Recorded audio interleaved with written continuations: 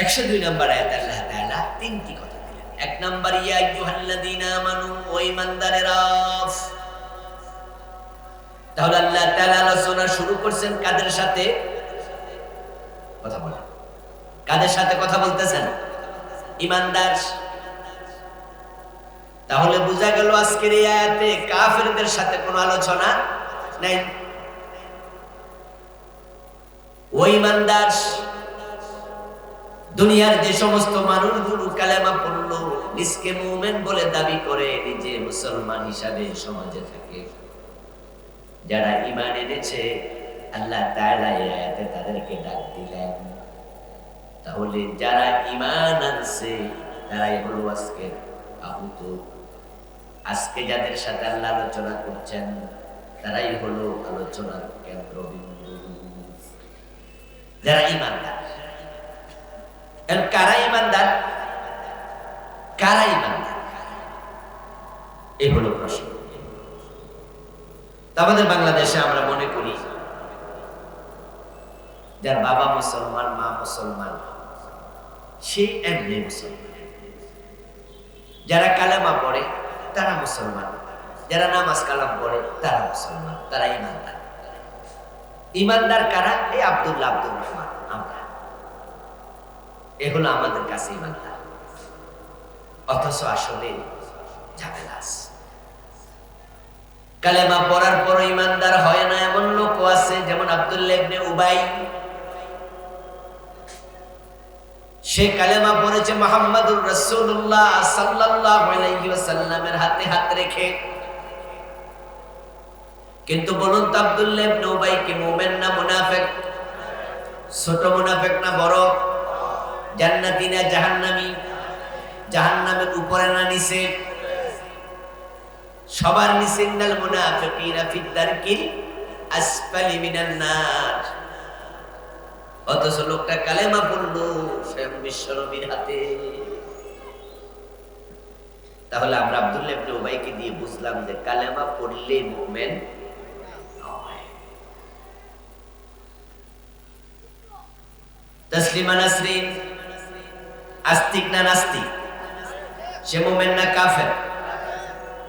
অথচ তার বাবা, তার মা দুজনই মুসলিম। তার নাম রেখেছে তাসলিমা, কোরআন শরীফের শব্দ দিয়ে। নূহ আলাইহিস সালাম মুসলিম শুধু নন, তিনি আল্লাহর নবী। কিন্তু ওনার ছেলে কেনান মুমিন না কাফের? এতে বোঝা যায় বাবা মুসলিম হলে সন্তান মুসলিম, এটার কোনো নিশ্চয়তা নেই।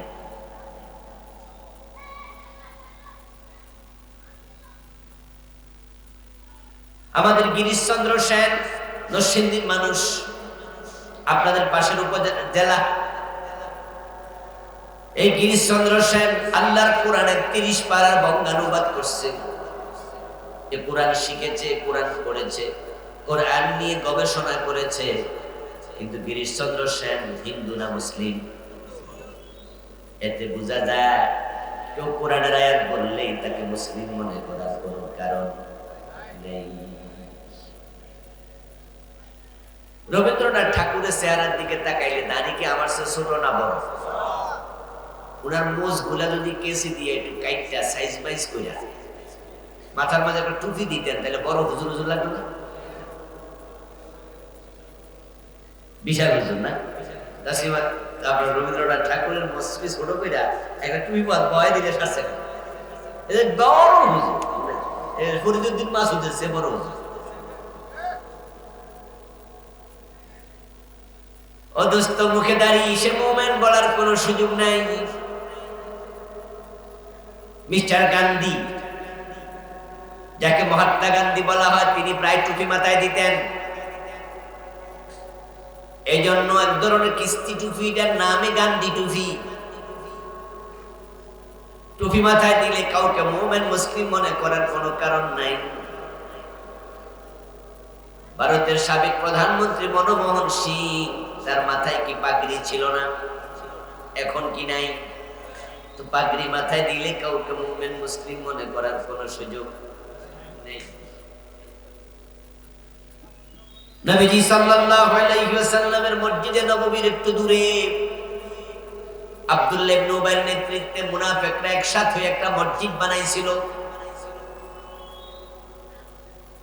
মসজিদ বানায়া তারা প্রিয় নবী সাল্লাল্লাহু আলাইহি ওয়াসাল্লামের কাছে এসে বলল, ইয়া রাসূলুল্লাহ, আমরা সব সময় মসজিদে এসে নামাজ পড়া আমাদের জন্য কঠিন। আমাদের কারো কারো বাড়ি একটু দূরে, আজানের পর এখানে ফজরের টাইমে আসা আমাদের জন্য কষ্টকর, তাই আমরা দূরে একটা মসজিদ বানাইছি। ওই মসজিদটা একটা ওয়াক্ত নামাজ আপনি পড়াইয়া উদ্বোধন করে দিয়েন, তাইলে আমরা মাঝে মাঝে সেখানেও একসাথে হয়ে নামাজ পড়তে পারবো। দুইটা মসজিদ হইলে অসুবিধা কি, আরো ভালো। নবীজি সাল্লাল্লাহু আলাইহি ওয়াসাল্লামের কাছে আল্লাহ আয়াত নাযিল করলেন, ও রাসূল, মুনাফিকরা নামাজের জন্য মসজিদ বানায় নাই, বরং তারা আপনার চেহারার দিকে তাকায়া মজা পায় না। সাহাবারা আপনার আনুগত্য করে, জি হুজুর করে, এটা তাদের ভালো লাগে না। তাই তারা দূরে আর একটা মসজিদ বানায় নিজেরা সেখানে বৈশা খুব কৌশল করবে, আপনার কাছে কম আসবে। আর মানুষ কিছু কইলে ফতুয়া দেবে, রাসূল উদ্বোধন করছে, এক ওয়াক্ত নামাজ পড়ছে, তাই তোমরা বাধা দেয় আর কে? তারা মূলত ইসলামকে ভাগ করতে চায়, আপনাদের থেকে বিচ্ছিন্ন হইয়া খুব কৌশলী হতে চায়। এই জন্য ওই মসজিদে আপনি যাবেন না, নামাজও পড়াবেন না, বরং কয়েকজন সাহাবা পাঠায়া মসজিদটাকে ভেঙে দেন। ওই মসজিদের নাম আল্লাহ রেখেছেন মসজিদে জিরার। কি নাম রাখলেন? মসজিদে জিরার। নবীজি পাঠালেন কয়েকজন সাহাবী গিয়া মসজিদটা ভেঙে চুরে শেষ করে দিল। এই ঘটনা দ্বারা প্রমাণ হয় শুধুমাত্র মসজিদ বানাইলে মুসলমান হয় না, কারণ মুনাফিকরাও মাঝে মাঝে মসজিদ বানায়, তারাও নামাজের সুন্নত ধরে। তাহলে আসলে মুমিন কে এটা ভালো করে জানতে হবে, শুধু দাবি করলে মুমিন হওয়া যায় না। তাহলে কারা মুমিন? কোন কাজ করলে ঈমান থাকে, ঈমানদার হয়? এটা হলো প্রথম অংশ। ইয়া আইয়ুহাল্লাযীনা আমানুত্তাকুল্লাহ হাক্কা তুকাতিহ। ঈমান যারা এনেছো, ঈমানদারেরা, তোমরা আল্লাহকে যথাযথভাবে ভয় করো, আল্লাহকে ভয় করো। এটা হলো এই আয়াতের দ্বিতীয় অংশ, দ্বিতীয় আলোচনা। ওই ঈমানদার আল্লাহকে ভয় করো, তাকওয়া অর্জন করো। যেভাবে ভয় করা দরকার আল্লাহকে, সেভাবে ভয় করো। এখন তাকওয়া কাকে বলে, আল্লাহকে কেমনে ভয় করলে তাকওয়া হয়, এবং তাকওয়া অর্জন করলে লাভ কি, এটাই আজকের আলোচ্য বিষয়। এটা দ্বিতীয় অংশ। এটা আমাদেরকে জানা দরকার আছে না নাই? এই যে রমাদান আসতেছে, কয়েকদিন পরে ইনশাআল্লাহ আমরা রোজায় প্রবেশ করব। এই রোজা কেন ফরজ করা হলো, সব আলেম একটা আয়াত করে শোনাবে, লাআল্লাকুম তাত্তাকুন। রোজা রাখো যেন তোমরা মুত্তাকি হতে পারো। এখন কেমনে তাকওয়া আসে, তাকওয়া কাকে বলে, কেমনে মুত্তাকি হয়, এই আলোচনাও আমাদেরকে জানা দরকার আছে না? এটা দ্বিতীয় অংশ। এবার আয়াতের 3 নম্বর অংশ, ওয়ালা তামুতুন্না ইল্লা ওয়া আনতুম মুসলিমুন। ওই ইমানদার, ঈমান আনছো, এখানে দায়িত্ব শেষ নয়। তোমরা মুসলমান না হইয়া মৃত্যুবরণ করো না। আল্লাহ তাআলা আমাদেরকে মুসলিম না হয়ে মরতে নিষেধ করছে। তাহলে আমাদের সকলকে মরিতেই যেহেতু হবে, মরার আগে মুসলিম হতেই হবে। মরার আগে মুসলিম হওয়া আবশ্যক, মুসলিম না হইয়া মরা নিষেধ। তাহলে আমরা প্রত্যেকে মরবো, এ বিষয়ে আমরা নিশ্চিত, কিন্তু কবে মরবো এটা অনিশ্চিত। আমরা কে কবে মারা যাবো আমরা কি কেউ জানি? আজকে মরতে পারি না। তাহলে আল্লাহ বলছে মুসলিম না হইয়া মরা যাবে না, সুতরাং আজকেই মুসলিম হওয়া উচিত। আজকে মুসলিম হওয়া উচিত। এখন মুসলিম কেমনে হয়? আমরা এই বিষয়গুলো নিয়ে সংক্ষেপে প্রত্যেকটা নিয়ে কিছু কিছু কথা বলব। আমরা আজকে মুমিন হব, মুসলিম হব, সাথে আমরা মুত্তাকি হব। আল্লাহ তুমি তৌফিক দাও, বলেন আমিন। আল্লাহর কাছে মানুষের পৌঁছার সিস্টেম আছে, স্তর আছে, শ্রেণীবিন্যাস আছে। উপরের দিকে উঠতে উঠতে আল্লাহ পর্যন্ত যাওয়া লাগে। আল্লাহর কাছে পৌঁছার স্তর হলো 4টা, তার মাঝে এই আয়াতে আছে 3টা। আল্লাহর কাছে পৌঁছতে হলে মানুষ 4টা স্তর অতিক্রম করে। 1 নাম্বার মুমিন, ঈমান। 2 নাম্বার মুসলিম, ইসলাম। 3 নাম্বার তাকওয়া, মুত্তাকি। 4 নাম্বার ইহসান, মুহসিন। ঈমান, ইসলাম, তাকওয়া, ইহসান, এই 4টা হলো আল্লাহর কাছে পৌঁছার স্তর। তো আমরা যখন কোন নন মুসলিম, কোন হিন্দু, কোন বৌদ্ধ, কোন ইহুদি, কোন খ্রিস্টান আল্লাহর জান্নাত মুখী হতে চায়, আমাদের কাছে আসে, এসে বলে আমরা তোমাদের সাথে আল্লাহর জান্নাতে যেতে চাই, তাহলে 1 নাম্বার কাজ আমরা তাকে কালেমা পড়ে মুসলিম বানাই, ঠিক না? প্রথম বলে আসো কালেমা পড়ে মুমিন। তাহলে আল্লাহর কাছে যাওয়ার জন্য প্রথম স্টেজ হলো ঈমান। প্রথমটা কি? ঈমান। এখন ঈমানের আলোকে জীবন সাজানোর নাম হলো ইসলাম। এখন ইসলামের ভিতরে কি আছে? ইসলামের ভিতরে নামাজ, রোজা, হজ, যাকাত, পর্দা, পুশিদা, হালাল, হারাম। ইসলামের ভিতরে আছে হুদুদ, কিসাস, কাফারাত। ইসলাম মানে আল্লাহর কোরআনের বিধান।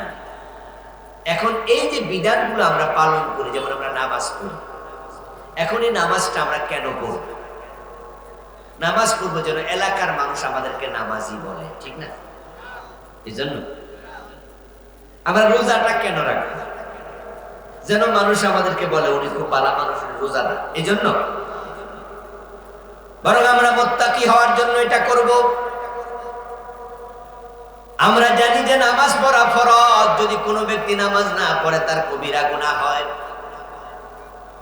এখন আমরা গুনাহ থেকে বাঁচতে চাইলে আল্লাহর কথাগুলো মেনে চলা লাগবে। এই আল্লাহর কথা মেনে গুনাহ থেকে নিজেকে বাঁচিয়ে রাখার নামই তাকওয়া। তাহলে আপনার মনে যদি থাকে মানুষে আমারে নামাজি বলবে, এই নামাজ পড়ো, আপনি মুত্তাকি হতে পারবেন। বরং যে লোকটা তাকওয়ার চিন্তা মাথায় নাই, আল্লাহর চিন্তা মাথায় নাই, আল্লাহর ভয়, আল্লাহর আনুগত্য, আল্লাহকে ভালোবেসে যে ইবাদত করে না, আল্লাহর জন্য ইখলাসের সাথে কাজ করে না, হাশরের ময়দানে আল্লাহ তাআলা এমন মানুষের কোন আমল তিনি মিজানের পাল্লায় তুলে ওজন করবেন না।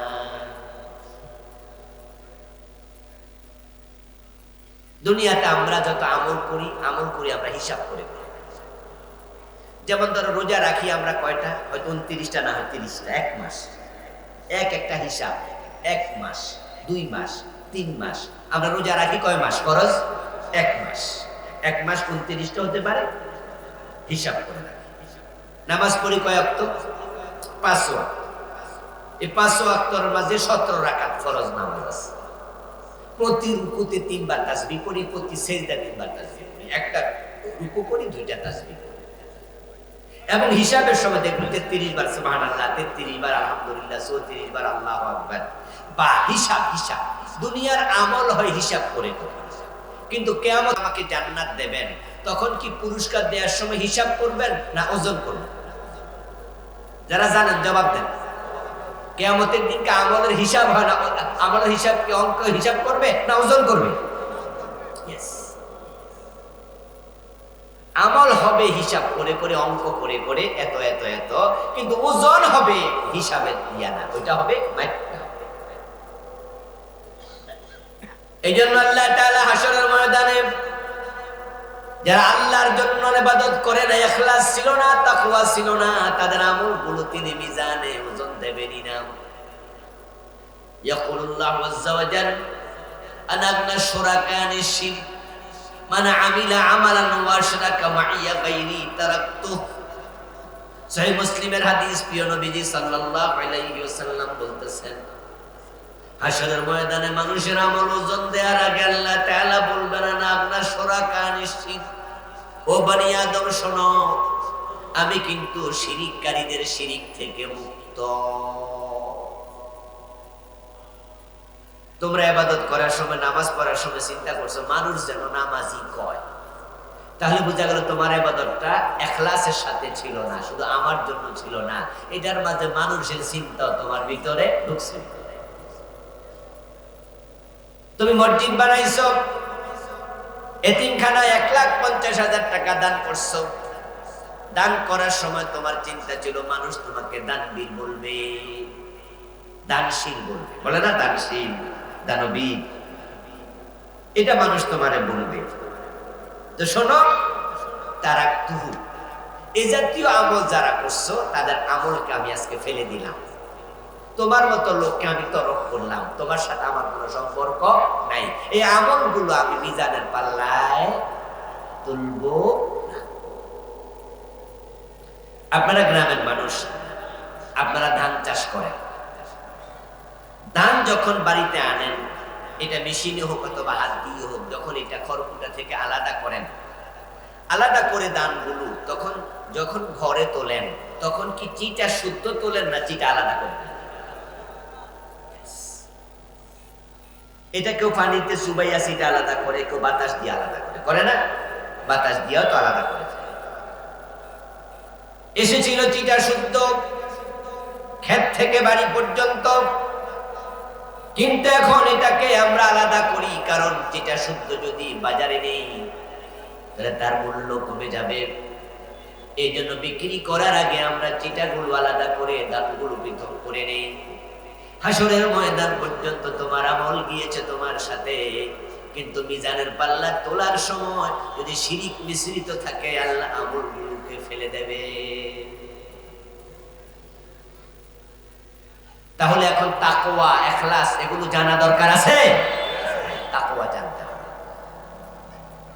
তাকওয়া, ইহসান, ইহসান 4 নাম্বার। এটা আজকের আলোচনায় নাই, এটা আমরা অন্য কোনো দিন করব। তবে সংক্ষেপে শুধু এতটুকু বলি, ইহসান মানে হলো এমন ইবাদত, ব্যক্তি যখন ইবাদত করে, রাসূল বলছে সে যেন আল্লাহকে দেখে ইবাদত করে। সুবহানাল্লাহ পড়ে। এটা হলো চূড়ান্ত স্তর। আল্লাহর কাছে যারা পৌঁছে যায় তাদের লাস্ট স্তর ইহসান, শেষ স্তর, লাস্ট স্টেজ ইহসান। নবীজিকে একবার জিবরিল আলাইহিস সালাম প্রশ্ন করছিলেন, ইয়া রাসূলুল্লাহ ওয়া মাল ইহসান, হে রাসূল ইহসান কাকে বলে? মানুষের সুরত ধরে রাসূলের কাছে এসেছিল জিবরিল। বিখ্যাত একটা হাদিস আছে, এটার নাম হাদিসে জিবরিল। হাদিসটার নামই হলো হাদিসে জিবরিল। নবীজির কাছে মানুষের সুরত ধরে জিবরিল আলাইহিস সালাম একদিন আসলেন। মানুষের সুরত ধরে আসাতে সাহাবারা মনে করছিল উনি একজন কোন আগন্তুক, একজন মুসাফির রাসূলের কাছে এসেছেন। এসে নবীজি সাল্লাল্লাহু আলাইহি সাল্লামের হাঁটুর সাথে হাঁটু লাগাইয়া একবারে সামনাসামনি বসলেন। সাহাবারা এই লোকটাকে চিনতেছিলেন না, যে লোকটাকে চিনি না, বাড়ি জানি কই। একবার রাসূলের সামনে এসে নবীজির হাঁটুর সাথে হাঁটু লাগাইয়া বসলো, চিনতে পারতেছি না। কিন্তু এই লোকটা মুসাফির, দূর থেকে আসছে, গায়ের কাপড় চোপড়ের দিকে তাকাইলে তাও মনে হয় না। তার গায়ের জামা ধবধবে সাদা, কোনো ধুলাবালি নাই, লম্বা সফর করছে, এটা বোঝা যায় না। আবার তাকে আমরা চিনি না। মাথার দিকে, চুলের দিকে তাকাইয়া দেখি মনে হয় মাত্র গোসল করে বের হইয়া চুলের মাঝে তেল দিয়া, চিরুনি দিয়া আশ্রাইয়া মাত্র আসছে গোসলখানা থেকে। চুল নিকশ কালো, চুলের মাঝেও কোনো ধুলাবালি নাই, জামা কাপড়ের মাঝে ময়লা নাই। মনে হয় যেন এইখানেই তার বাড়ি, ওই গর্তে বাইরে আইছে। কিন্তু লোকটা তো এই এলাকার না। আমরা বুঝতে পারলাম না, কিরে আইলো করতে, দূরের মানুষ, কাপড় চোপড়ে বোঝা যায়, এই মাত্র গর্তে বাইরেছে। আমরা একটা কনফিউশনে পড়ে গেলাম। এই লোকটা নবীজি সাল্লাল্লাহু আলাইহি সাল্লামকে কিছু প্রশ্ন করলো। তার মাঝে একটা প্রশ্ন ছিল, আমাল ইহসান, ও নবী ইহসান কাকে বলে বলুন। রাসূলুল্লাহ সাল্লাল্লাহু আলাইহি সাল্লাম তার কথার জবাবে বললেন, তা'বুদাল্লাহ কান্নাকা তারাহু ফাইন লাম তাকুন তারাহু ফাইন্নাহু ইয়ারাক। ইহসান মানে হলো এমন ভাবে আল্লাহর ইবাদত করো যেন তুমি আল্লাহকে দেখছো।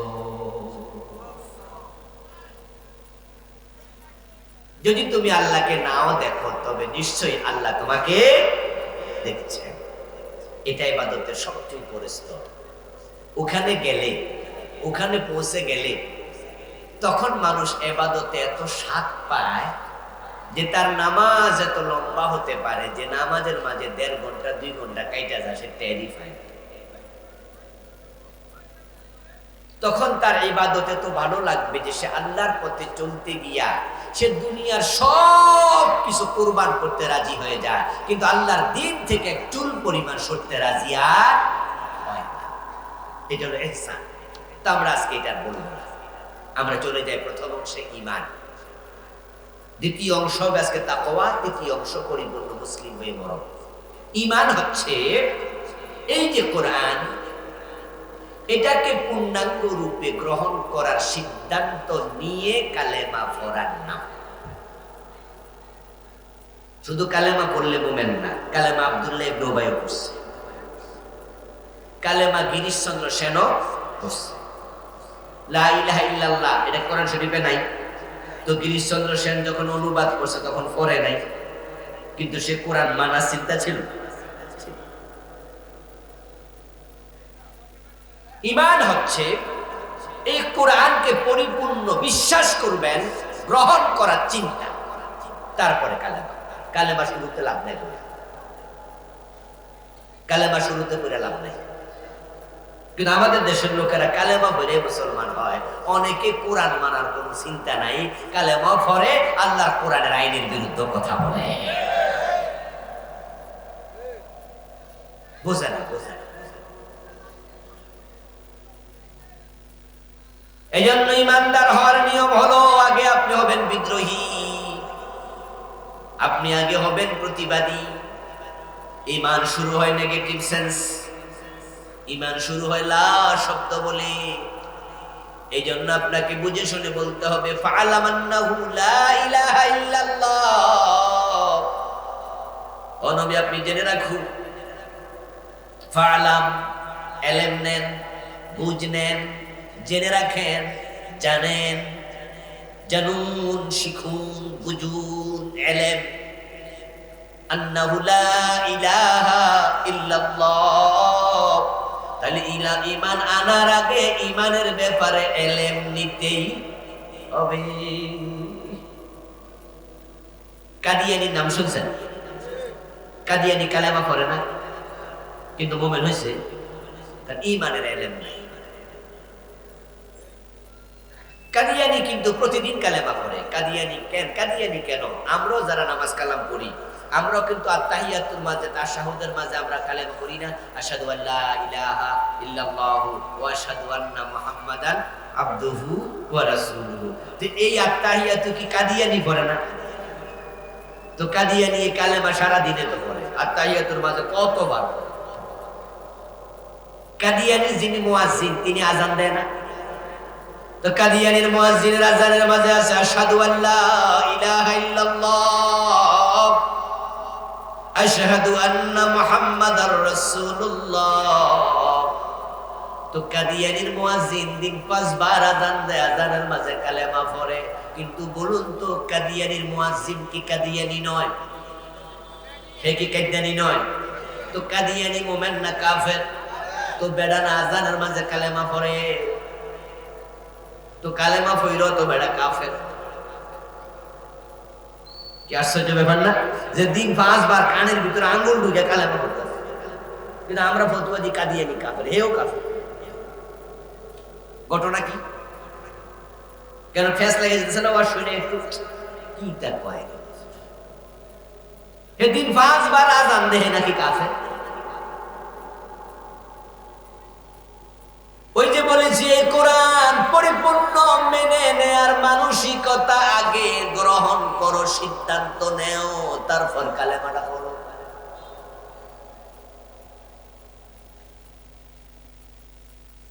পুকুরের মাঝে বা কুয়ার মাঝে,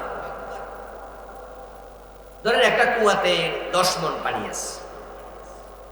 কয় মণ? 10 মণ।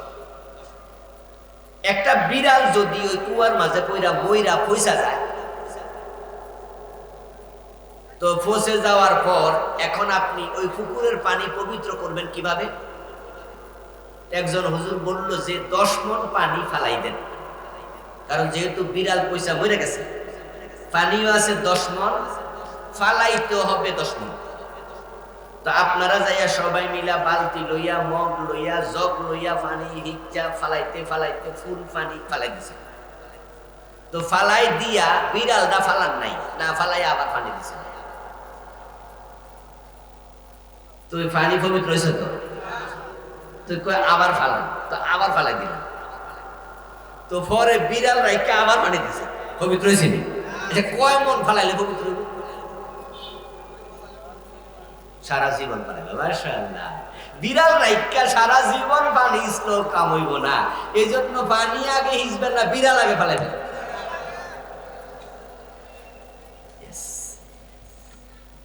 আরে দোস্ত, অন্তরে কুফরি রেখা কিসের কালেমা?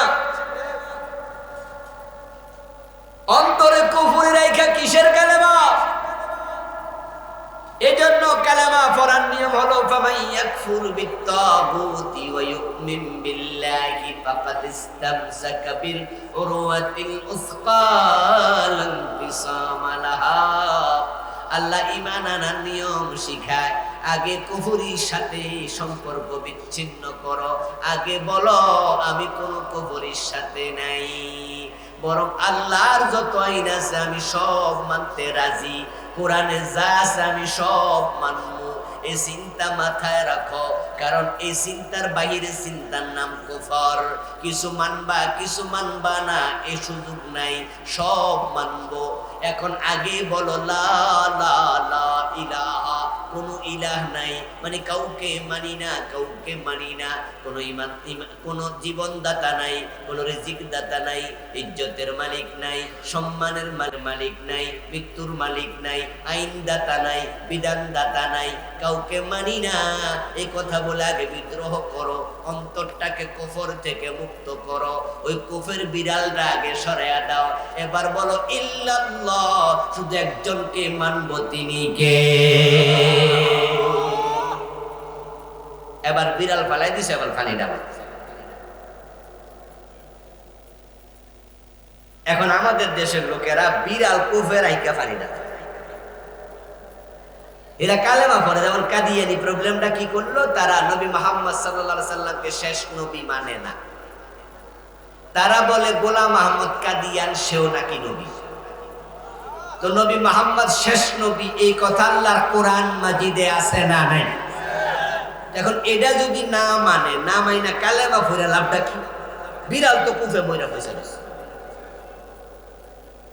এই জন্য মুমিন হওয়ার জন্য কুফরির সাথে সম্পর্ক সেট করো, তাগুতের সাথে সম্পর্ক সেট করো। কোনো শিরিক মানবা না, কোনো কুফর মানবা না, অন্তরে নেফাক থাকবে না, সব সরাইয়া দাও। এবার পড়ো লা ইলাহা ইল্লাল্লাহ, এবার কালেমা পড়ো, তাহলে তুমি মুমিন। এবার আপনাদের কাছে একটু আসি, এই পুরা কোরআন মানতে কি আপনারা রাজি আছেন?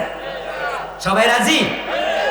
তাহলে রাজি হইলে আপনি কালেমা পড়েন, আপনি মুমিন। কিন্তু রাজি না হইয়া আপনি কি না? মুমিন না। তো পুরা কোরআন যেহেতু মানতে রাজি, এই কোরআনের মাঝে নামাজের কথা আছে। 5 ওয়াক্ত নামাজ মানেন, পড়েন, রোজা রাখেন, রোজা মানেন, আলহামদুলিল্লাহ। কোরআনে আছে নামাজ পড়ো, আমরা সবাই বলছি ইয়েস হুজুর, আমরা মানতে কোনো রকমের আপত্তি নাই। কোরআনে আছে রোজা রাখো, আমরা বলি জি হুজুর ঠিক আছে। এবার বলুন তো, চোর ধরে হাত কাটো, এটা কোরআনে নাই, এটা মানতে রাজি? ডাকাত ধরে শুলে দাও, এটা কোরআনে নাই, এটা মানা দরকার। জেনা করলে 100 বেত লাগাও, এটা কোরআনে নাই, এটা মানা দরকার। 54 বছর মানছেন? আচ্ছা, আল্লাহ ছাড়া কারো আইন চলবে না, এই কথাটা কি কোরআনে নাই? আলা লাহুল খালকু ওয়াল আমর, সাবধান, সৃষ্টি যার, আইন চলবে শুধুই তার। এই কথাটা কার? কার কথা? এবার বলুন তো, সৃষ্টি কার, আইন চলবে কার? এই 54 বছর বাংলাদেশে আল্লাহর আইন চলে না, মানুষের। তো পুরা কোরআন না মানলে তো মুমিন হওয়া যায় না।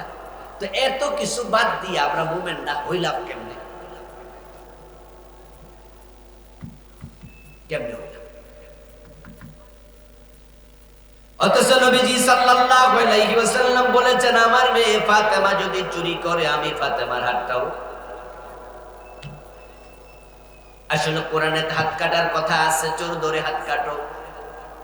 এখন সে যদি আমার মেয়ে হয়, নবীজি বলেন আল্লাহর কথার বাহিরে যাওয়ার কোন অধিকার আমি মুহাম্মদ নবীর নেই। নবীজি সাল্লাল্লাহু আলাইহি ওয়াসাল্লামের ইসলাম ফলো করা, এটা আমরা যারা উম্মত আমাদের জন্য নফল না ফরজ? তো নবীজির ইসলামে আছে মদ পান করলে 80 বেত দাও। হযরত ওমর তখন প্রেসিডেন্ট, উনার ছেলে আবু শামা মদ পান করলো। হযরত ওমর তো তার ছেলেটাকে ছাড় দেন নাই, 80 বেত লাগালেন। প্রমাণ হয়ে গেল নবীজির ইসলাম হযরত ওমর অক্ষর অক্ষরে মানত। কিন্তু বলুন তো আমাদের দেশে মাদক আছে না নাই? 80 বেত লাগাইছি আমরা কয়দিন? তার নবীজির ইসলাম ওমর যেমনে মানছে আমরা 54 বছর ওইভাবে মানলাম না। আসলে আমাদের ইসলামটা হয়েছে অনেকটা আমাদের সুবিধা মতো। এজন্য আপনি দেখবেন যে জুমার নামাজ পড়ে, ওয়াক্তিয়া নামাজ পড়ে না এমন লোক বাংলাদেশে নাই। এই যে আপনাদের এলাকায় যে জুমা মসজিদ গুলো, আলহামদুলিল্লাহ গতকালকে তো পরশুদিন তো জুমা হয়েছে না শুক্রবারে? যে জুমার মসজিদে কি এক কাতার হয়েছে না বেশি? প্রায় মসজিদ কিন্তু ফুল, বারান্দাও বেড়ে যায়, ঠিক না? দোতলা তিনতলা মসজিদ হলো। আচ্ছা, এই যে দোতলা মসজিদ ভরে গেল, একতলা মসজিদ ভরে গেল জুমার সময়, জুমার নামাজ কি সুন্নত না ফরজ? আসরের টাইমে মসজিদ পড়ছিল তো, আসরের নামাজটা নফল, ঠিক না? জুমার নামাজ ফরজ, ওই দিন ফজরের নামাজে কি জাতি মুসল্লি হয়েছিল? তো ফজরের নামাজ কি নফল? তো ঘটনাটা কি আসলে? আপনি নিজে জিজ্ঞেস করবেন এরকম কোন নামাজ যে ভাই তুমি যে ওয়াক্তিয়া নামাজ পড়ো না, শুধু জুমার দিন আসো, দেখবেন যে একটু হালকা শরম শরম ভাব, বলবে যে আসলে চাচা করি না, শয়তানে ধরছে, শয়তানে ধরছে। বা একবারে ফরি না তা না চাচা, মাঝে মাঝে কিন্তু। আরে ভাই জোহরে আসো, ফজরে নাই। আপনার বাড়িতেও যদি এমন কেউ থাকে, আপনি জিজ্ঞেস করবেন ফজর পড়ো না কেন? জবাব দেবে যে শীত, ঠিক না? ফজরের টাইমে যে শীত, কম্বল তো উঠতাম পারি না। তো জোহরে যাইছো, বারে কোন কি আমি কি একবারে কাটা বেনামাজি নাকি? আমি মুসলমান না? তো মুসলমান যদি জোহরে আসতে পারলা, ফজরে তোমাকে শীতে কেমনে আটকায়? এর মানে হলো তোমার মন চাইছে জুমা পড়ো, মন চাইছে ওয়াক্তিয়া পড়ো না, মন চাইছে জোহর পড়ো, মন চাইছে ফজর পড়ো না, মন চাইছে রোজা 30টার মাঝে 20টা রাখে আর 10টা রাখে না, আছে না? মন চাইছে রাখছো রোজা, মন চাইছে ভাঙছো। এবার বলুন তো, যেই লোক মন চাইলে নামাজ পড়ে, মন চাইলে পড়ে না, মন চাইলে রোজা রাখে, মন চাইলে রাখে না, মন চাইলে আল্লাহর আইন কিছু মানে, মন চাইলে আল্লাহর আইন কিছু মানে না, ওই বেটা আল্লাহর গোলাম না মনের গোলাম? ছিল নফসের গোলাম। নফস মানে তার হাওয়া, তার দিল, তার মন। কোরআনে আল্লাহ বলে, আম্মা মান খাফা মাকামা রাব্বিহি ওয়া নাহান নাফসা আনিল হাওয়া ফাইন্নাল জান্নাতা হিয়াল মাওয়া। যে ব্যক্তি আল্লাহর অবস্থানকে ভয় করে, কিয়ামতের দিবসকে ভয় করে, আল্লাহর সামনে হাজির হইয়া জবাব দেয়া লাগবে এটাকে ভয় করে, এবং নিজের মন যা চায় তাই করে না, আল্লাহ যা বলে তাই করে, ফাইন্নাল জান্নাতা হিয়াল মাওয়া। আমি এমন বান্দার জন্য আমি জান্নাত বানাইছি।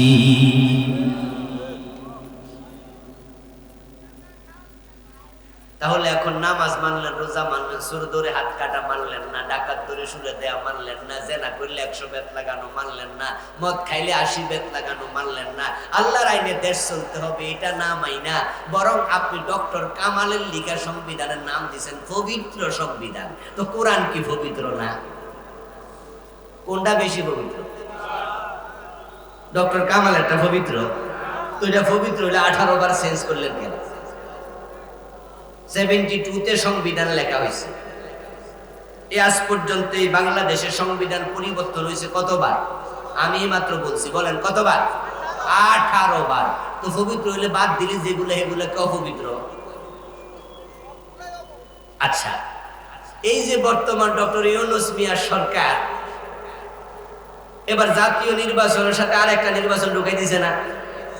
এটার নাম কি? গণভোট নাকি? হ্যাঁ না, গণভোট না? আচ্ছা, গণভোট যদি হ্যাঁ বিজয়ী হয়, এই সংবিধান আবার পরিবর্তন হইব না? তো পবিত্র হইল কেমনে? এই সংবিধান 18 বার প্রমাণ হয়েছে পরিবর্তন হইয়া, যেটা আমাদেরকে আসলে ভালো কিছু দিতে পারে না। তাই আমরা সুবিধা হইলে রাখি, সুবিধা হইলে বাদ দেই।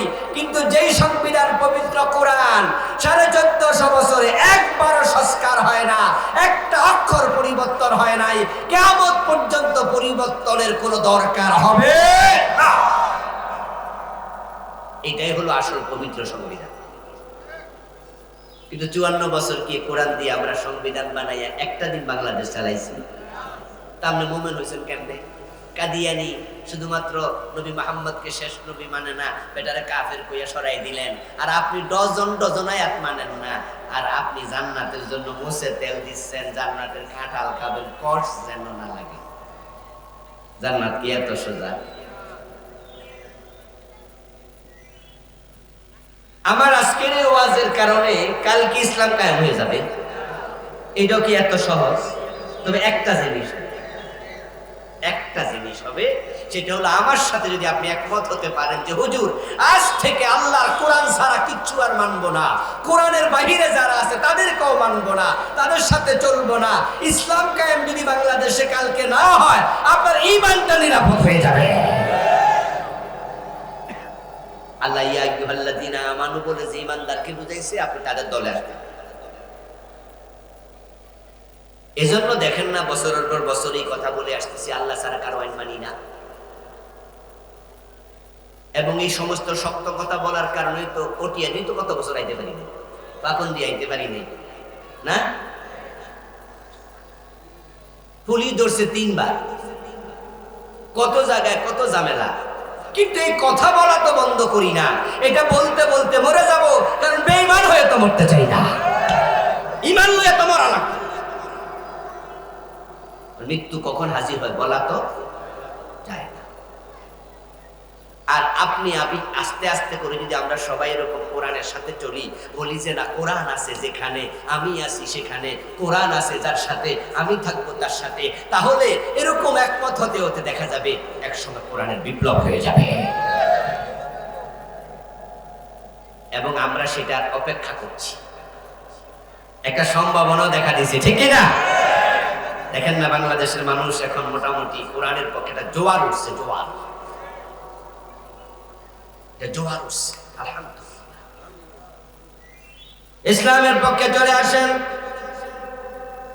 কোরআনের যত বিধান আছে সব মানার জন্য প্রস্তুতি নেন, তাহলে আপনি হয়ে যাবেন মুমিন, আপনি কালেমাওয়ালা। এখন মুমিন হওয়ার পর মুসলিম হওয়া লাগবে। ওয়ালা তামুতুন্না ইল্লা ওয়া আনতুম মুসলিমুন, ইয়া আইয়ুহাল্লাযীনা আমানু দুখুলু ফিস-সিলমি কাফা। ঈমান আনার পর এবার দ্বিতীয় কাজ, ইসলামে পরিপূর্ণ প্রবেশ করো। যে কোরআনের উপর বিশ্বাস করছেন, এই কোরআন এবার মানা শুরু করেন। প্রথম কাজ, মানার আগে পড়া, মানার আগে জানা। এটাই তো নিয়ম, জানা আগে না মানা আগে? হ্যাঁ, আগে জানো। এখন কোরআনে কি আছে তা জানতে হলে কোরআন পড়তে হবে না?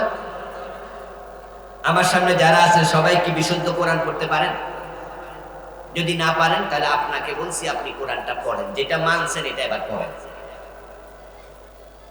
কারণ আপনি যাহা মানেন তাহা আপনি বোঝেন না, তাহলে আপনার এই মানাটা পরিপূর্ণ মানা হবে না। আমার প্রিয় ভাইয়েরা,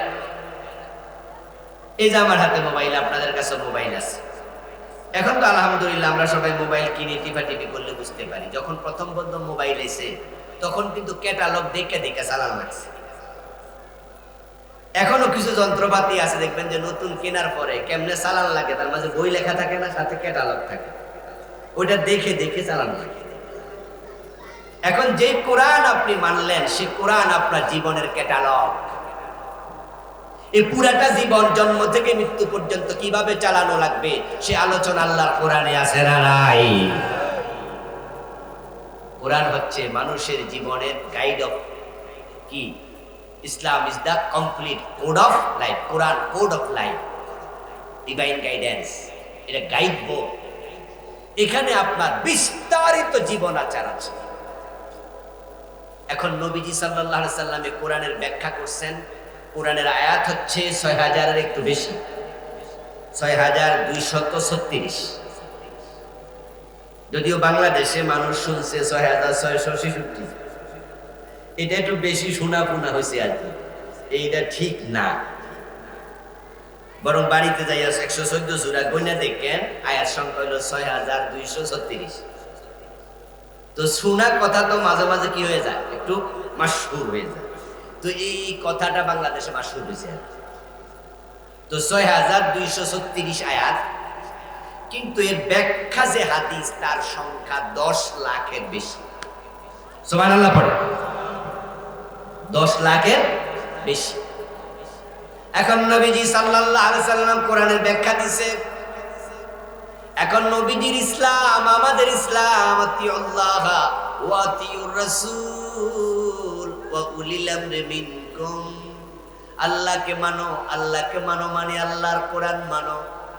ওয়া আতিউর রাসূল, রাসূলকে মানো, রাসূলকে মানো মানে রাসূলের হাদিস মানো। তাহলে রাসূলের হাদিস মানে কি? হাদিস মানে রাসূলের কথা, হাদিস মানে রাসূলের কাজ, হাদিস মানে রাসূলের মৌন সম্মতি। এবার বলুন তো, রাসূলকে মানো, হাদিস মানো, তাহলে এবার ঘুমাইতে গেলে রাসূলের কি ঘুমের সিস্টেম আছে না? ওইটা মানেন, এটা ইসলাম। যখন আপনি খাবেন, রাসূল কি খান নাই? খাওয়ার কি ইসলামী সিস্টেম আছে না? ওইটা খাবেন, এটা ইসলাম। যখন আপনি আবার ঘুম থেকে উঠবেন, ঘুম থেকে উঠলে কি নির্দিষ্ট দোয়া আছে না? ওইটা পড়েন, তাহলে এটাই ইসলাম। যখন আবার ঘুম থেকে উঠেই টয়লেটে ঢুকবেন, তখন বাম পা না ডান পা? টয়লেটে কোন পা? ঢুকতে দোয়া আসেনি, ওই দোয়া পড়েন, এটা ইসলাম। টয়লেট থেকে বের হওয়ার সময় আবার ডান পা, নির্দিষ্ট দোয়া আছে, এই দোয়া পড়া ইসলাম। এবার আপনার প্রথম কাজ ফজরের নামাজ।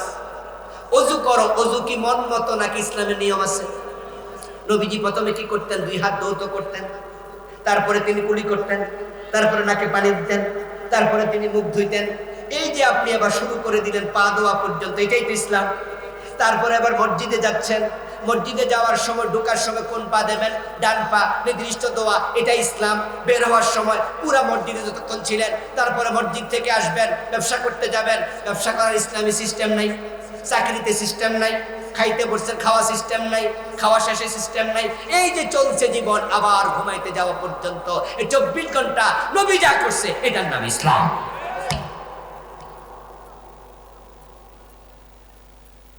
এখন নবীজির ইসলাম মানতে যাইয়া মন মতো মানা শুরু। নামাজটা ঠিকই নবীজির মতো হলো। ফজরের নামাজ 2 রাকাত, ইমাম যদি 1 রাকাত করে বইয়া যায়, আমরা কি বমু না লোকমা দিব? আমরা সবাই মিলে ইমামরা লোকমা দিয়ে দেব। ইমামকে ভুল করলে আমরা সতর্ক করে ফেলবো। কিন্তু সেই আমি যখন নামাজ শেষ কইরা দোকানে যাইয়া ব্যবসা শুরু করলাম, সকাল বেলা থেকে মিছা কথা কওয়া শুরু করে দিলাম। কারণ আমার দোকানে তো 1 নম্বর সরিষার তেল নাই, সব তো রাইতে আমি 2 নম্বর বানিয়ে রাখছি। আমার দোকানে তো 1 নম্বর মধু নাই, আমি তো মধুতে চিনি মিশাইছি। আমার দোকানে তো 1 নম্বর দুধ নাই, দুধে তো আমি পানি মিশাইছি। আমি তো ক্ষেত করতে গেলাম, ক্ষেত চাষ করতে যাই কোদাল দিয়া কোপ দিয়ে আরেকবার ক্ষেতের আইল ভেঙে গেছে। আমি তো ব্যবসা করতে গিয়ে 2 নাম্বার, চাকরি করতে গিয়ে 2 নাম্বার, ঘোষ না দিলে পাইলে সিগনেচার করে না। অথচ এই বেটা ফজরের নামাজ ইমাম সাহেবের লোকমা দিছিল, ঠিক না? ফজরের নামাজ ইমাম ভুল করছে, লোকমা ছিল না। এই বেটা কিন্তু অফিসার, অফিসে যাই আবার ঘোষ খাওয়া শুরু। আচ্ছা, যে বেটা মানুষের লোকমা দেয়, হে বেটা নিজের লোকমার খবর করে। চলছে জীবন। এই জন্য আল্লাহ বলছে না, তুমি মুসলমান না হইয়া মৃত্যুবরণ করো না, সাবধান। কিন্তু উদখুলু ফিস সিলমে, ইসলামে পুরা ঢুকে যাবে। এই যে আমার সামনে বসে আছেন, বিয়ে করছেন তো 2 বছর 4 বছর 6 বছর 10 বছর 20 বছর, এখনো বউয়ের মোহর আনা দেন নাই, এমন স্বামী কি এলাকায় নাই? আসেনি? আসেনি? আজকের মাহফিলে নেই। বউয়ের মোহর দেয়া নফল না ফরজ? তো ফজরের নামাজ 2 রাকাত কি ফরজ না? 1 রাকাত পড়ার পর ইমাম রেখে দিয়েছিলেন। আমনের ফরজের খবর কি? এই যে এখন মোহর আনা দেন নাই।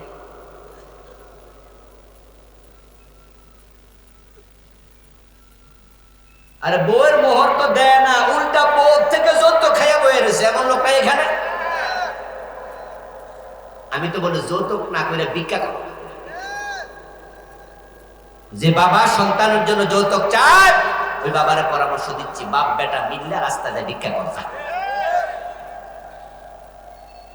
যৌতুকের টাকা না খাইয়া পায়খানা খা, ময়লা খা। ইতর কোন শ্রেণীর ইতর? সে যে মেয়ের বাবার কাছে যৌতুক চায়। 18টা বছর, 19টা বছর, 20টা বছর কলিজার টুকরা মেয়েটাকে কত আদর দিয়ে, ভালোবাসা দিয়া, যত্ন করে ভালোবাসা দিয়ে বড় করছে, বড় করে বেটা তোর বাড়ি পাঠাই দিচ্ছে, কলিজার টুকরাটা দিয়ে দিচ্ছে, আর তুই উল্টা আমার টাকা চাস। মা মরছে 5 বছর, বাপ মরছে 7 বছর, এখনো বোনের হক দেয় না, জোর কইরা ভোগ করে, নিজেরটাও খায় বোনেরটাও খায়। এমন জালেম ভাই এদেশে আছে না নাই? তো তুমি হুজুরের লোকমা দাও কোন তালে? বরং হুজুর মন চাইছে আজকে ফজর নামাজ 1 রাকাত পড়ো, তুমিও পড়ে লাও। হুজুর মন চাইছে মাগরিব 2 রাকাত, 1 রাকাত পড়ে নাই, তুমি মনে করো আমিও তো এই রুমে করি, তো গুরুক না, হুজুরও পড়ুক না কিছু।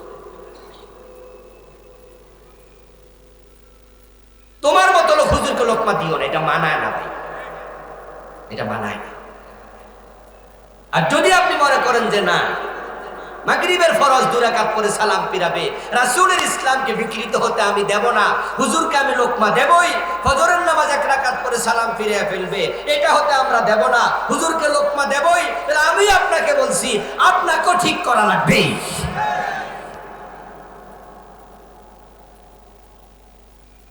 ওয়ালা তামুতুন্না ইল্লা ওয়া আনতুম মুসলিমুন। মুসলিম মানে আত্মসমর্পণকারী। আপনি আল্লাহর কাছে আত্মসমর্পণ করে ফেলেন, আমি আত্মসমর্পণ করে ফেলি। তবে হ্যাঁ, আমরা মানুষ তো, মাঝে মাঝে একটু পেশ লাগবে। আদম আলাইহিস সালামের পেশ লাগে নাই? আদম আলাইহিস সালাম জান্নাতে পেশ কিন্তু লাগছেই। আল্লাহ কইছিল গাছের কাছে যাইও না, উনি শুধু যায় নাই, গাছের ফল দাও, মানে আরো এক কদম আগাই গেছে। তবে কোরআন মাজিদ আল্লাহ তাআলা আদম আলাইহিস সালামকে একটু বাঁচাইয়া দিছে। আল্লাহ আদম প্রসঙ্গ আলোচনা করতে যায় বলছে, ফাওয়াসওয়াসা লাহুমাশ শাইতান, আদম এবং হাওয়া দুইজনকে ওয়াসওয়াসা দিছে কে? শয়তান। ফাওয়াসওয়াসা লাহুমাশ শাইতান, আল্লাহ কয় শয়তান এই কামটা করছে। এবার আওয়াজ দিয়ে বলুন তো, যে আদম হাওয়া আলাইহিস সালামকে শয়তান পেছে ফেলাইছে, ওই শয়তান বাংলাদেশে আছে না নাই? আমাদের সাথে নাই? প্রত্যেকের সাথে একজন কইরা আছে। এখন ওই শয়তান আমাদেরও পেছ লাগাবে, এটা আল্লাহ জানেন। তাই আদম এবং হাওয়া আলাইহিস সালামকে পেছে ফেলাইয়া দেওয়ার পর এবার তাদের কাজ কি ছিল সেটা আল্লাহ তাআলা কোরআনে বলছেন, ক্বালা রাব্বানা যালামনা আনফুসানা ওয়া ইল্লাম, আমার সাথে পড়ুন, রাব্বানা যালামনা আনফুসানা ওয়া ইল্লাম তাগফির লানা ওয়া তারহামনা লানাকুনান্না মিনাল খাসিরিন।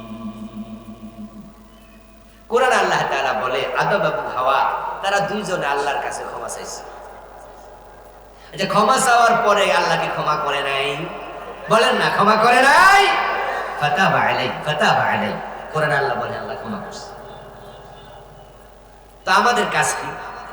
এই যে 54 বছর আমরা আল্লাহর দেশটা চালাইতে পারি নাই, যদি আমরা এবার ক্ষমা চাই, ক্ষমা চাইয়া এবার সিদ্ধান্ত নেই যে আগামীর ইসলাম, আগামীর বাংলাদেশ ইসলামের বাংলাদেশ হবে, কোরআনের বাংলাদেশ হবে, আমরা কোরআন দিক দেশ চালাতে চাই, আল্লাহ আমাদেরও ক্ষমা করবে। কিন্তু না, সামনের 12 ক্ষমা চাইবো না, বরং ভোটের দিন রাইতে দরজা খুলে বইয়ে থাকবে 1000 টাকা লোক। ভোট বেচার জন্য বইয়া থাকে এমন লোক বাংলাদেশে আসেনি? হ্যাঁ, নির্বাচনের আগের দিন রাত সারা রাত বাতি জ্বালা থাকে, কাস্টমার জন্য মিস না। কারেন্ট গেলে মোমবাতি জ্বালা রাখবো, দরকার নেই। আস্তাগফিরুল্লাহ। 1000 টাকা করে ভোট বেচবে, 500 টাকা করে ভোট বেচবে, এবং ভোট কেনার জন্য কিছু জালেম বাড়ি বাড়ি যাবে, আর ঠিক না? এগুলো হারাম। যারা টাকা দিয়ে ভোট কিনে, আপনি নিশ্চিত থাকেন কয়দিন পর আপনার টাকা সে চুরি করবে, নিশ্চিত থাকেন।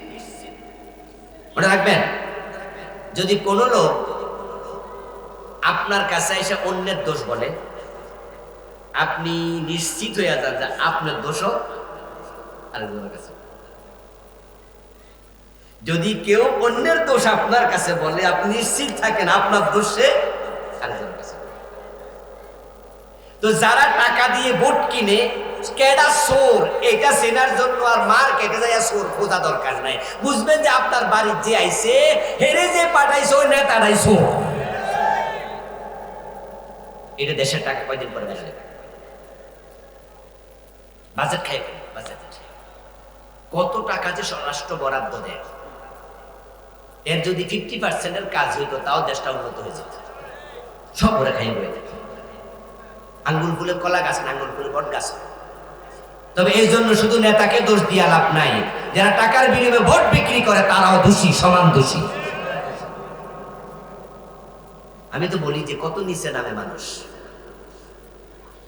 একটা ছাগল যদি বাচ্চা দেয়, ছাগলের বাচ্চা মায়ের পেট থেকে পরে কোন রকম হাঁটতে পারে না, এটাও যদি বাজারে বিক্রি করতে যান, সেটাও কিন্তু 3000 টাকার নিচে বিক্রি হয় না। 3-4000, 5000 টাকা ছাগলের বাচ্চার দাম। কিন্তু আপনি 1000 টাকা ভোট বিক্রি করলেন, তো আপনার দাম কি ছাগলের চেয়ে বেশি না কম? এত নিচে যান কেন? বরং আমরা যদি সিদ্ধান্ত নেই কোটি টাকা দিলেও ভোট বিক্রি করব না, সৎ যোগ্য ভালো মানুষকে ভোট দেব, এই বাটপার সাদাবাজ গুলো নেতা হতে পারত না। ওদেরকে বয়কট করুন, ওদেরকে বয়কট করুন।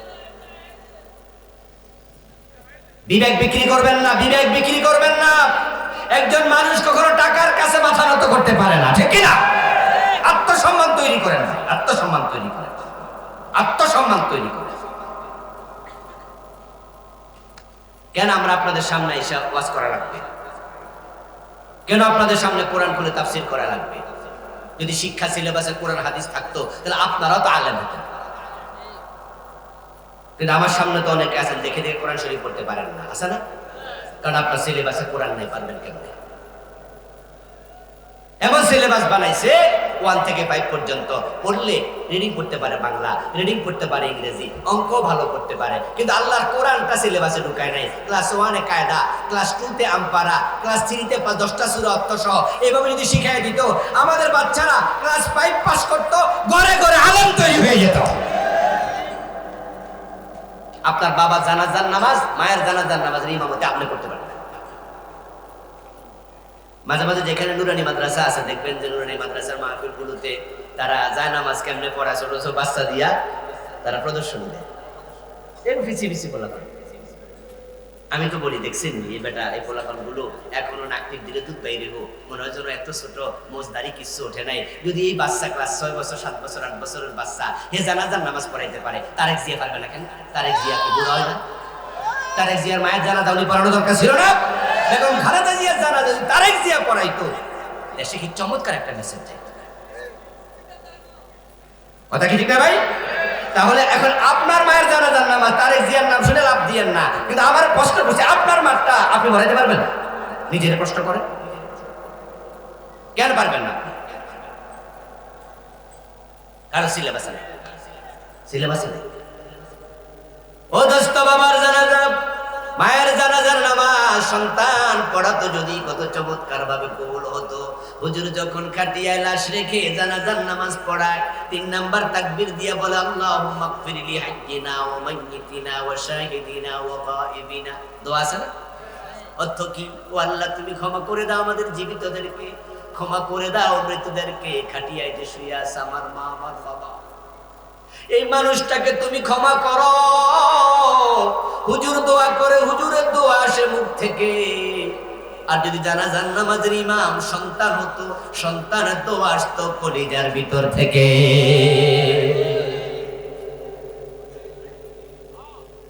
কিন্তু এমন সরকার তো আমরা পাইলাম না। 54টা বছর তো চলে গেল, যারা সিলেবাসে কোরআন হাদিস ঢুকায় না।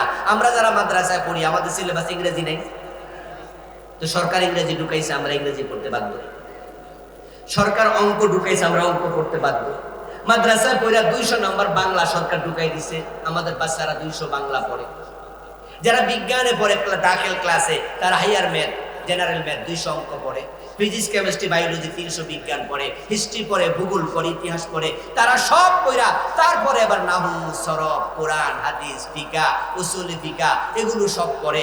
যদি দুনিয়ার সাথে ইংরেজি বাংলা ঢুকাইতে পারো, আল্লাহর জান্নাতের সাথে প্রাইমারিতে হাই স্কুলে 100 কোরআন 100 হাদিস ঢুকানো দরকার আছে নাই? আরে ভাই, যদি ঢুকাই দিত, আমাদের প্রাইমারি স্কুলগুলোতে রাস্তার পাশ দিয়ে যাইতে দেখতেন যে বাহির থেকে দেখতেন যে কেমন কোরআনের তেলাওয়াতের আওয়াজ শোনা যাইতেছে। এটা আপনাদের কাছে আমার সরল সহজ একটা প্রশ্ন, একজন হুজুর স্যার, একজন মাওলানার বেতন দেওয়ার মতো টাকা কি সরকারের কাছে নাই? টাকার অভাব না আন্তরিকতার অভাব? যে কোরআন কি কোনো কারো দুশ্মন? এটা কোনো নির্দিষ্ট দলের কিতাব? তো তাহলে কোরআন শরীফটা সিলেবাসে ঢুকাইলো না কেন 54 বছর? আসলে ব্যাপার হচ্ছে তারা কোরআনকে মহব্বত করে না, কোরআনকে ভালোবাসে না। ওরা কোরআনকে ভালোবাসে, কোরআন সিলেবাসে চলে যেত। তাহলে আজকের এই মাহফিলগুলোতে এসে আপনারা মাটিতে বসে থাকা লাগতো না, ঘরে বসে বসে দেখেন যে আপনিও বড় বড় আলেম হয়ে যেতেন। ইন্টারমিডিয়েট পর্যন্ত কোরআন ঢুকাই দিলে, আরে ভাই আমি তো বলি 100 আয়াত করে যদি ক্লাস 6 থেকে ক্লাস 10 পর্যন্ত দেয়, তাহলে 5 ক্লাসে কত আয়াত? তো 500 আয়াত। 500 আয়াত বিশ্বভিত্তিক 500 আয়াত জানেন? 100 করে হাদিস দিলে 500 হাদিস হয়ে যেত মাত্র 6 থেকে 10 পর্যন্ত। আমরা এমন একটি ইসলামী রাষ্ট্র চাই, আমরা এমন একটি দেশ দেখতে চাই।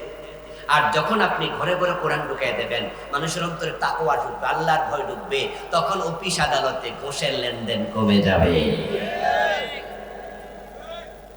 ভালো মানুষ তৈরি হবে, ভালো মানুষ। ওয়াত্তাকুল্লাহ হাক্কা তুকাতিহি, আল্লাহকে ভয় করো। এখন আল্লাহকে ভয় করো, তাকওয়া। তাকওয়া মানে কি? হিফজুন নাফস মিম্মা ইউসাম। তাকওয়া কি এটা বুঝুন। তাকওয়া মানে লম্বা দাড়ি নয়, তাকওয়া মানে লম্বা পাগড়ি নয়, সাদা টুপি নয়, গায়ে লম্বা জুব্বা নয়। তাকওয়া মানে হলো গুনাহ থেকে বেঁচে থাকার মতো একটা দিল তৈরি করা। আমাদের দেশের লেবাসই তাকওয়া। যদি কেউ রাস্তার ডান পাশে একটা তাসবিহ দানা হাতে নিয়ে, হাজির রুমাল মাথায় দিয়ে সুবহানাল্লাহ কইতে কইতে যায়, মানুষ তাকায় তাকায় মনে মনে কই আল্লাহর ওলি যাইতেছে, মুত্তাকি। অথচ দাড়ি টুপি পাঞ্জাবির সাথে তাকওয়া সম্পর্ক নাই। তাকওয়া থাকে কোথায়? কলবে। তবে হ্যাঁ, দাড়ি সুন্নাত, এই টুপি সুন্নাত, এগুলো ঠিক আছে, কিন্তু তাকওয়ার নিদর্শন এ দাড়ি টুপি না। তাকওয়ার নিদর্শন হচ্ছে গুনাহ থেকে বেঁচে থাকা। আমার বাংলাদেশে দাড়ি মুখে সুদে টাকা লাগায় এমন দাড়িওয়ালা সুদখোর আছে, বেটা দাড়িওয়ালা কিন্তু মুত্তাকি না। এই যে রমজান আসতেছে, রমজানের টুপি দোকান বেরিয়ে দেবো দেখবেন, প্রায় দোকানদার টুপি মাথা দিয়া জিলাপি বানাইব ইফতারের লাইগা, টুপি মাথায় আছে, জিলাপি বানাইছে মোবিল দিয়া। হারামি কারে কর করাবাজি করে।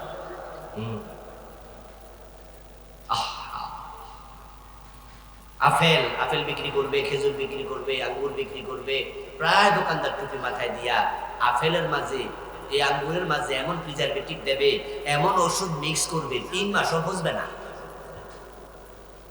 এটা আপনার ক্যান্সার হোক, আপনার কলিজা পয়সা যাক, আপনার ডায়াবেটিক হোক, ওর কিছু আসা যায় না। ওর ব্যবসা দরকার। যে মানুষের ক্ষতি করে সে মানুষ না।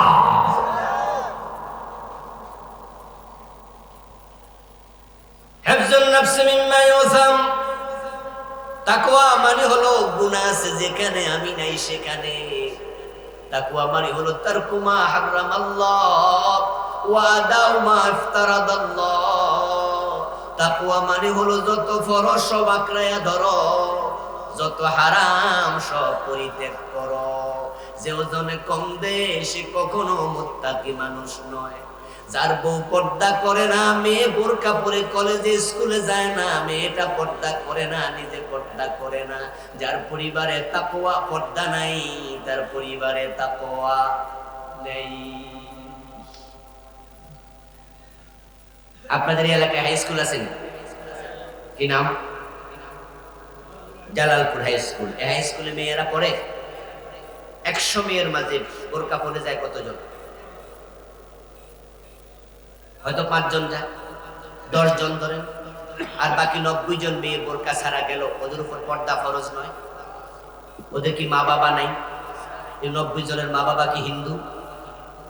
তো মুসলমানের মেয়ে বোরকা ছাড়া যায়, তুমি কেমন বাবা? তুমি দায়ুস বাবা, তুমি দায়ুস বাবা। তোমার সুন্দরী মেয়েটা মাথা চুল ছাইড়া দিয়া, ঠোঁটে লিপস্টিক দিয়া, ক্রস ওড়না পইরা, এই যুবতী মেয়েটা যখন যায়, তখন তার পিছনের দিকে পর পুরুষ তাকায়, তার দেহের সৌন্দর্য দেখে, বুকের দিকে তাকায়, তার দেহের সৌন্দর্য দেখে, চুলের দিকে তাকায়, ঠোঁটের দিকে তাকায়, গালের দিকে তাকায়। যতক্ষণ তাকাবে প্রত্যেকের একটা করে কবিরা গুনাহ হবে, আর তোমার মেয়ের একাই হবে একদিনে শত শত কবিরা গুনাহ। তোমার মেয়ে তো কবিরা গুনার ফ্যাক্টরি বানিয়ে দিছে, কবিরা গুনার খনি বানিয়ে দিছে। ভাই, হাসরের ময়দানে মেয়ে যখন ধরা পড়বে না, আল্লাহর কাছে সে মামলা দেবে, আল্লাহ আমার বাবারে ডাকো, আমার বাবারে পায়ের তলে রেখে জানাই নাজআলহুমা তাহাতা আকদামিনা লিয়াকুনা মিনাল আসফালিন। আল্লাহ, আমি গুনাহগার হতাম না যদি বাবা আমারে বোরকা সিলাইয়া দিত। বাবা বোরকা সিলাইয়া দেয় নাই, তাই আমি আজকে জাহান্নামী। জাহান্নামে একা কেন যাব? বাবারে পায়ের তলায় রেখে যেতে চাই।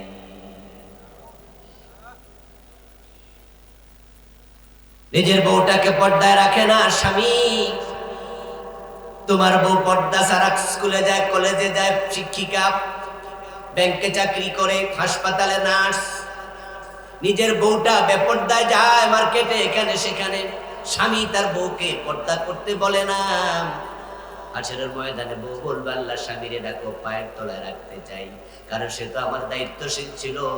যথাযথ দায়িত্ব পালন করলে, পর্দা করতে বাধ্য করলে আমি জাহান্নামী হতাম না।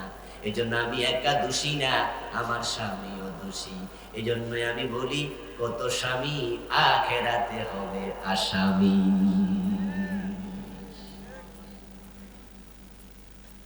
তাকওয়া মানে কি? তাকওয়া মানে হচ্ছে হারাম ছেড়ে দাও। তাকওয়া মানে ফরজগুলো আঁকড়াইয়া দাও। ইসলামের পঞ্চম খলিফা নামে একজন খলিফা আছেন, ওমর ইবনে আব্দুল আজিজ রাহিমাহুল্লাহ। যদিও ওনার খেলাফত 93 হিজরিতে হয়েছে। চতুর্থ খলিফা আলীর পরে হযরত হাসান হুসাইন ছিলেন। হাসান ছিলেন 6 মাস প্রেসিডেন্ট। তারপর আমির মুয়াবিয়া রাদিয়াল্লাহু তাআলা দীর্ঘ সময় 20 বছরের মতো প্রেসিডেন্ট ছিলেন। এইভাবে গেছে, কিন্তু সিরিয়াল নাম্বার 5 নাম্বার আসে নাই।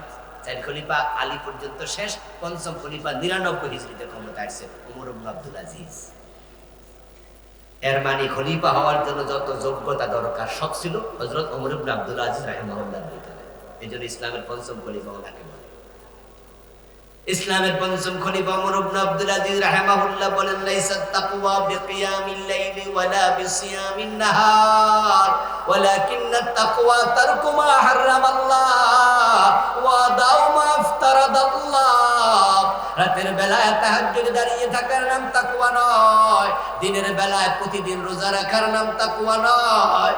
তাকওয়া হলো হারাম ছেড়ে দাও, তাকওয়া হলো সব ফরজ আঁকড়াইয়া ধরো। এখন হারাম কোন কোন কাজ শিখতে হবে না? শিখতে হবে। এ নিয়ে আমার লেখা বই আছে, আলহামদুলিল্লাহ। আমার লেখা 9টা বই আছে। আমার ড্রাইভার সাহেব আছে, কিছুক্ষণ পরে পাবেন। ব্যক্তি ও পরিবার গঠন ইসলাম নামে একটা বই আছে। ওই পরিবারের বইতে আমি হারামগুলোর তালিকা তুলে ধরেছি, যেগুলো নৈতিক দায়িত্ব করা উচিত, এই ফরজগুলোর তালিকা আমি তুলে ধরেছি। এই হারামগুলো শিখবেন, ছেড়ে দেবেন, তাহলে আপনি মুত্তাকি। ফরজগুলো ধরে রাখবেন, তাহলে আপনি মুত্তাকি। আল্লাহ তাআলা আজকের আলোচনায় যা বললাম, ঈমান, ইসলাম, তাকওয়া, আমাদের সকলকে তুমি দান করো। সবাই বলেন আমিন। সামনের সময় আমরা একটু ভূমিকা রাখবো। আগামী বাংলাদেশকে আমরা ইসলামের আদলে সাজাবো। ইতিমধ্যে কিছু সিমটম দেখা গেছে। 4টি বিশ্ববিদ্যালয়ের নির্বাচনে ইসলাম ওয়ালাদেরকে যুবক যুবতীরা সামনে ধাক্কাইয়া দিয়া বুঝাই দিছে, মাথা তুলে দাঁড়াও, তোমরা দাঁড়িয়ে গেলে আগামী সংসদ কোরআনের সংসদ হয়ে যাবে। আসেন তো কোরআনের সাথে, ইসলামের সাথে ইনশাআল্লাহ বলেন। আল্লাহ তুমি তৌফিক দাও, বলেন আমিন। হাযা মা ইনদি ওয়াল ইলমু ইনদাল্লাহ আলাইহি তাওয়াক্কালতু ওয়া ইলাইহি উনীব। প্রিয় ভাইয়েরা, আমরা সংক্ষিপ্ত দোয়া করে বিদায় নিতে যাই। মাহফিল কমিটির কোনো কথা আছে? নাই, না থাকলে আমরা দোয়া করে দেব। জি, আমার লেখা বইগুলো শিরকের ব্যাপারে, কুফরের ব্যাপারে আছে, পরিবারের রাসূলের জীবনী নিয়ে আছে। যাওয়ার সময় নিয়ে যাবেন ইনশাআল্লাহ স্টেজ থেকে। আল্লাহুম্মা আমিন। আলহামদুলিল্লাহি রাব্বিল আলামিন ওয়াসসালাতু ওয়াসসালামু আলা নবিয়িনা মুহাম্মদ ওয়া আলিহি ওয়া আসহাবিহি আজমাইন। ربنا ظلمنا أنفسنا وإن لم تغفر لنا وترحمنا لنكونن من الخاسرين. ربنا آتنا في الدنيا حسنة وفي الآخرة حسنة وقنا عذاب النار. رب ارحمهما كما ربياني صغيرا. أي رب العالمين, নিদাবাড়ি যুব সংঘের উদ্যোগে আয়োজিত আজকের তাফসীর মাহফিল তুমি কবুল করে নাও। আমরা যারা এসেছি আমাদের জীবনের গুনাহগুলো মাফ করে দাও। হে আল্লাহ, আমাদের কারো মা নাই, কারো বাবা নাই, আপনজন প্রিয়জন কবরে, সবার কবরকে বেহেশতের বাগান বানায়া দাও। রব্বুল আলামিন, এলাকা থেকে যত আল্লাহ তোমার বান্দা বান্দি ঈমান নিয়ে কবরে চলে গেছে, সবার কবরকে জান্নাতের টুকরায় পরিণত করে দাও। ইয়া আল্লাহ, আমার মা বোনদেরকে ফাতেমাতুজ জাহরার মতো ঈমান আমলওয়ালা বানায়া দাও। আমাদের মনের নেক আশাগুলো পূর্ণ করে দাও। এলাকার যুবকেরা তাফসীর মাহফিল করছে, ইয়া আল্লাহ, যুবক ভাইগুলাকে হযরত ওমরের মতো ঈমানওয়ালা বানায়া দাও। এবং যুব সংঘকে তুমি কবুল করে নাও। এবং যুব সংঘের সভাপতি, সেক্রেটারি, সহ সভাপতি, কোষাধ্যক্ষ, সদস্যবৃন্দ, আল্লাহ সবাইকে খালেদ সাইফুল্লাহর মতো দিনের মুজাহিদ বানায়া দাও।